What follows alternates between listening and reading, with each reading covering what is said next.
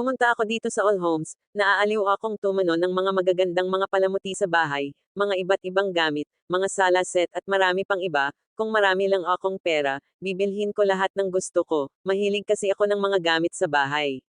Nag-offer sila ng 30% pero selected items lang naman, kahit hindi ko nabili yung mga gusto ko talaga, masaya akong naglilibot sa All Homes.